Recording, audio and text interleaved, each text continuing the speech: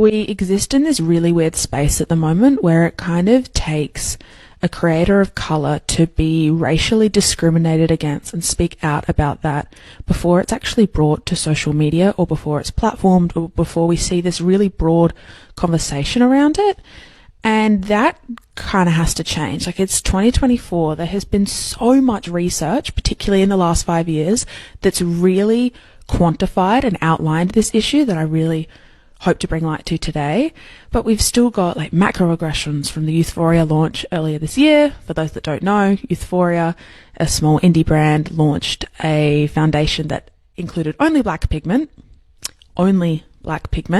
We've also got microaggressions like shade names of foundations or shade names of any products that are targeted at brown and black girls. And it just blows my mind that it's 2024 and this is the industry that we're looking at and we're in many ways accepting.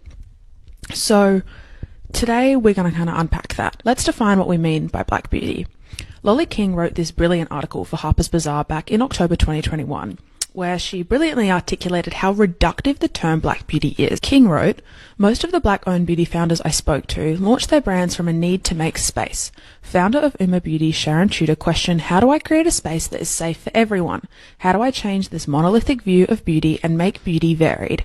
King went on, "She's right. The idea of monolithic beauty ideal is far from realistic. In fact, even the term black beauty is reductive, whereas it actually encompasses a broad spectrum of skin tones, hairstyles, and textures." I thought this just really brilliantly put how black beauty is kind of placed under these shackles of how we allow for it to be defined. And it's not even defined. It's just this catch-all term for anything that doesn't conform to this Eurocentric beauty ideal.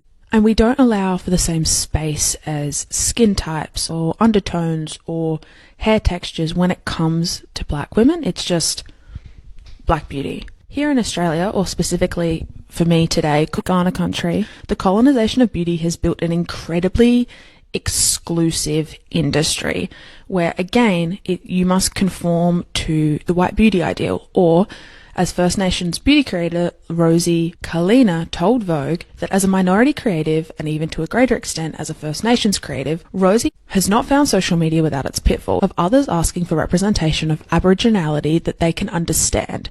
I almost began to internalise the colonial gaze and expectation that I have to perform my culture or to be accepted.